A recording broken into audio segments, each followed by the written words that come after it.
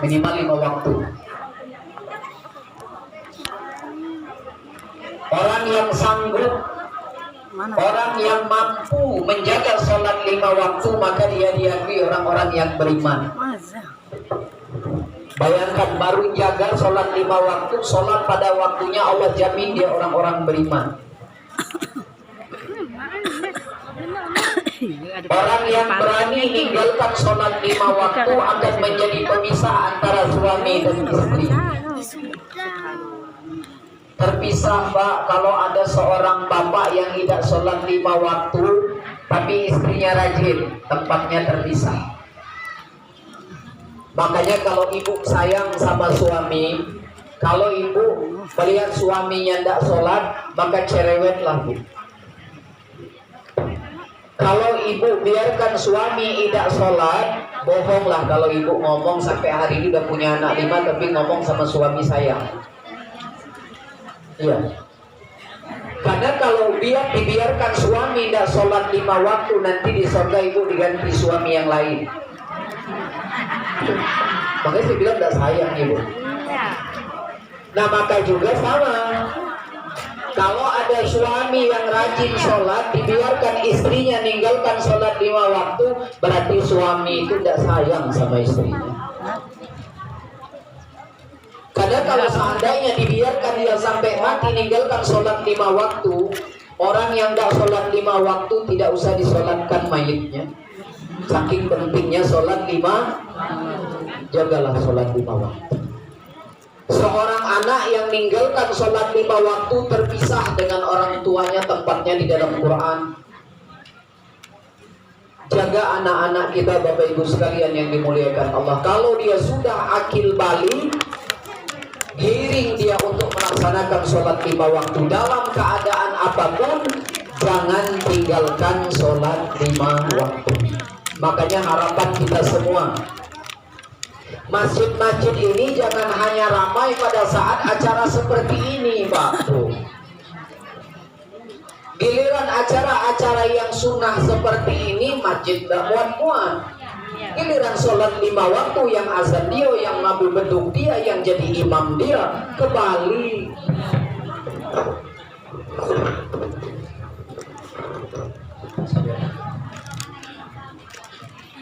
Kalau yang sunnah, masjid tidak muat-muat, kemudian yang wajib masjid kosong.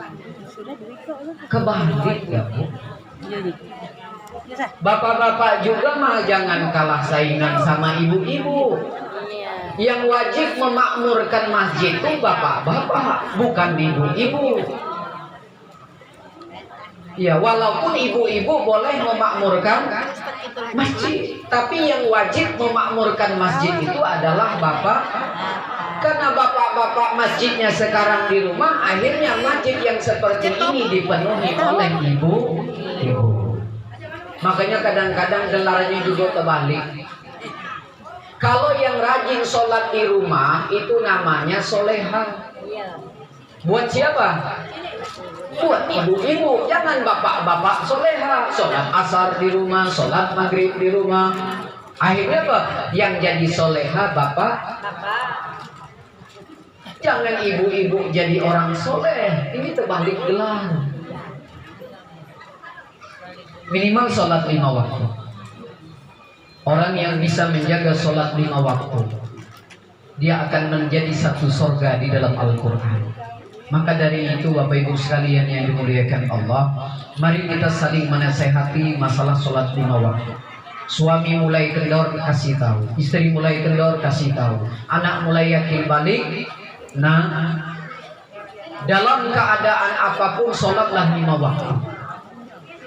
Kalau nanti kata anaknya mama cerewet, ibu cerewet, karena mama cerewet, ibu cerewet, karena mama sayang sama kalian. Mama ingin kalian itu agar jadi anak mama sampai ke surga.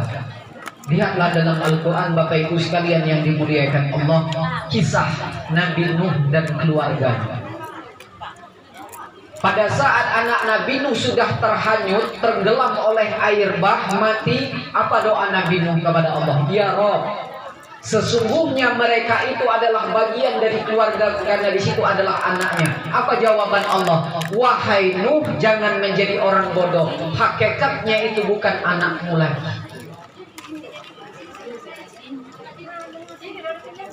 Anak ada hanya sebatas dunia, Bapak Ibu yang dimuliakan Allah. Karena salah satu amal yang menjadi pemisah antara seseorang yang beriman dengan orang-orang yang tidak beriman, sholat. Maka dalam kesempatan ini kami akan memberikan nasihat berkaitan dengan sholat 5 waktu, yaitu keutamaan sholat. Mari kita awali di dalam Al-Quran, surat Al-Baqarah, ayatnya 238. Ada mix satu lagi dah, Bun? Tolong kasihkan ke santri saya. Ada ya? A'udzu billahi minasyaitonir rajim. Bismillahirrahmanirrahim. Hafizu 'alas salawati was-salatil wusta wa qumu lillahi qanitin. Bismillahirrahmanirrahim. Peliharalah semua sholat dan sholat husna, dan laksanakan sholat karena Allah dengan khusyuk. Sadaqallahul azim. Salah satu perintah Allah di dalam Al-Quran berkaitan dengan sholat 5 waktu. Dalam Al-Quran surat Al-Baqarah ayatnya 238, perintah kepada orang-orang yang beriman, peliharalah semua sholat. Pelihara di dalam ayat ini menafsirkan 2 perihal. Yang pertama, jangan kurang dari 5 waktu minimal. Kalau mau lebih boleh tambah sunnahnya. Yang kedua, penafsiran masalah jaga di sini, kerjakanlah sholat 5 waktu itu pada waktunya. Itu akan lebih baik kualitasnya. Peliharalah semua sholat, dan sholat wusta, sholat asar, kemudian laksanakan sholat itu karena Allah dengan khusus. Bapak Ibu sekalian yang dimuliakan Allah, minimal jangan kurang sholat itu 5 waktu, jangan kurang. Itu minimalnya. Kalau ada orang yang katanya dia Islam berani meninggalkan sholat 5 waktu, ini udah kontrak mati ya Bun ya. Artinya jangan berhenti, kalau tidak mati. Dan di dalam Al-Quran di surat Al-Baqarah juga dalam keadaan apapun. Orang yang tidak bisa berdiri silahkan dia sholat sambil duduk. Kalau yang tidak bisa duduk silahkan orang itu sholat sambil berbaring. Orang yang dalam sedang perperangan, negaranya dalam keadaan berperang pun wajib sholat zuhur, namanya sholat zuhurnya maum. Sholat zuhur disingkat menjadi sholat 1 rakaat. Orang yang negaranya dia sedang berperang sekarang tetap sholat, kita lagi aman.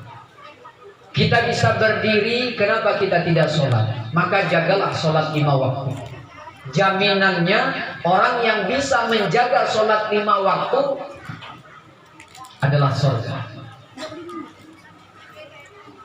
Nah makanya sholat 5 waktu ini termasuk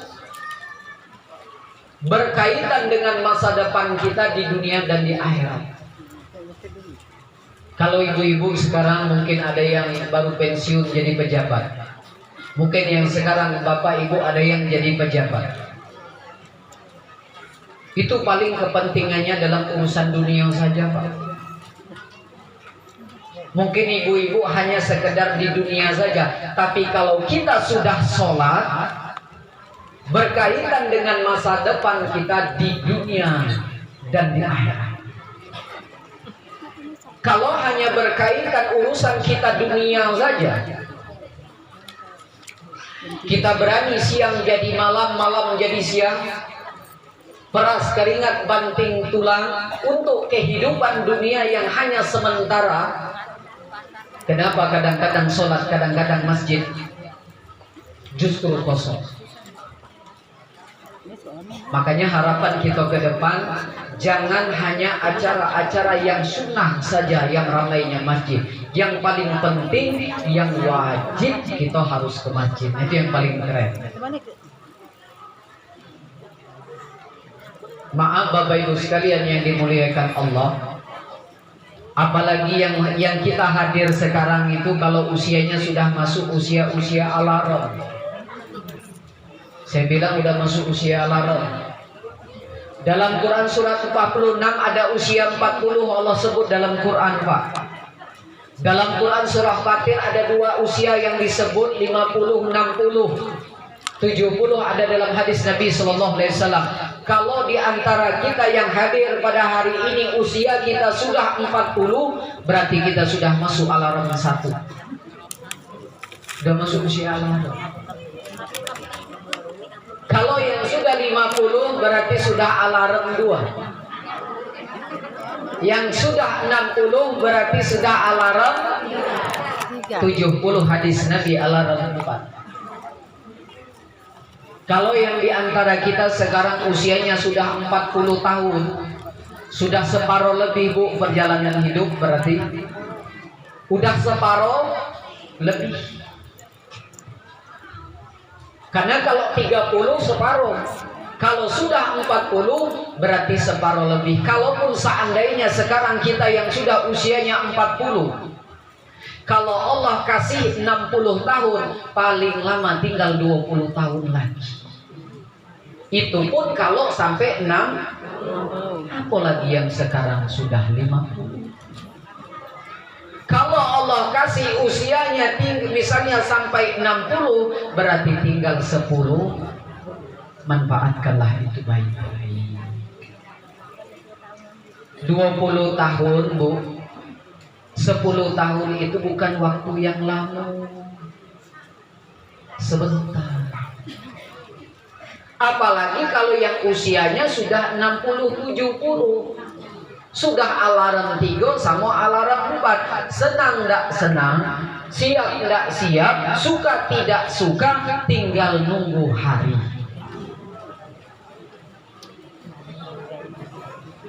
Tidak lama berarti Bu. Sholat ini sangat penting di dalam kehidupan. Nauzubillah min dzalik. Kalau katanya dia ada orang Islam, Nabi Shallallahu Alaihi Wasallam mengatakan tidak ada amalan yang apabila kalian tidak kerjakan bisa mengeluarkan kalian dari Islam kalau tidak tobat nasuha, satu-satunya sholat. Maka dari itu Bapak Ibu sekalian yang dimuliakan Allah, ke depannya ayo kita sambut kematian itu dengan amal soleh. Mari kita sambut kematian itu dengan amal baik. Salah satunya andalan amalan kita adalah sholat 5 waktu. Makanya dijamin di dalam Quran, orang yang bisa menjaga sholat 5 waktu saja, maka dia sudah dijamin sebagai orang-orang beriman. Kalau orang yang sudah diakui dia beriman, dia pasti Islam. Tapi kalau orang Islam, belum tentu dia beriman. Dia Islam tapi tidak sholat, dia Islam tapi belum tentu dia beriman. Tapi kalau dia sudah menjaga minimal sholat 5 waktu, maka dia diakui beriman. Dia pasti menjadi orang yang Islam. Coba kita lihat pengakuan Allah di dalam Al-Quran. Kalau kita bisa menjaga sholat minimal 5 waktu saja, Allah akan akui dia sebagai orang-orang beriman. Di dalam Al-Quran surat